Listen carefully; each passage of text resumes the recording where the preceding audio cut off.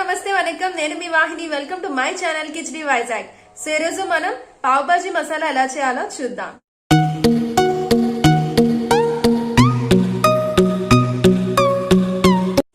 So ఈరోజు ముందుగా మనం పావ్ భాజీ మసాలా చేసుకోవడానికి ధనియాలు 100 గ్రామ్స్,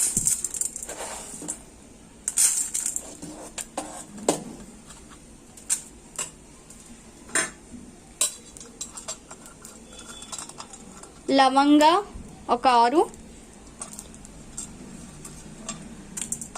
చెక్క,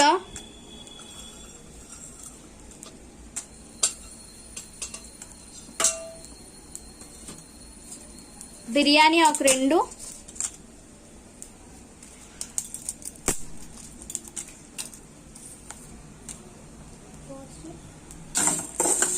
సో ఇది మనం ఫ్రై చేసుకోవాలి కొంచెం బ్రౌనిష్ షేడ్ వచ్చేంత వరకు.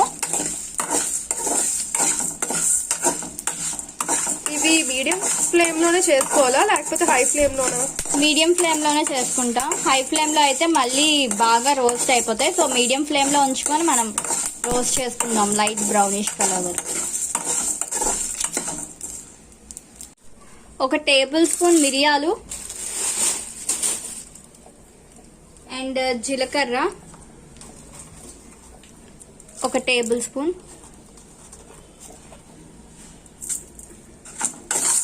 సో ఇవి కూడా మనం బాగా రోస్ట్ చేసుకుందాం.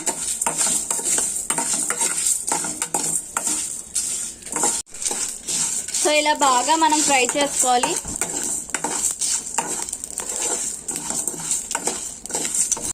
సో చూసారు కదా మనకి ఫ్రై అయిపోయింది. సో ఇప్పుడు మనం ఇది పక్కకు తీసేసుకుందాం. సో చూసారు కదా, ఈ మసాలా కొంచెం సేపు చల్లారాలి. సో చల్లారేలోగా మనం ఇప్పుడు నెక్స్ట్ ప్రాసెస్ చూద్దాం. సో ఇప్పుడు మనం ప్యాన్ పెట్టుకొని ఎండుమిరపకాయలు ఫ్రై చేసుకోవాలి. 100 గ్రామ్స్ ఎండుమిరపకాయలు వేసుకుందాం. సో ఇవి బాగా వేపుకోవాలి.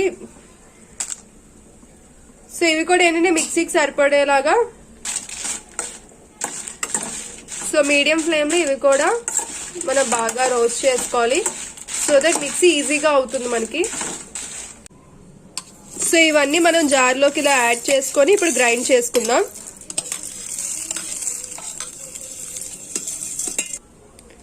సో ఇప్పుడు ఈ రెడ్ చిల్లీస్ అనేవి జార్లోకి ఇలాగ యాడ్ చేసుకోండి. యాడ్ చేసుకుని అన్ని కలిపి గ్రైండ్ చేసుకోవాలి.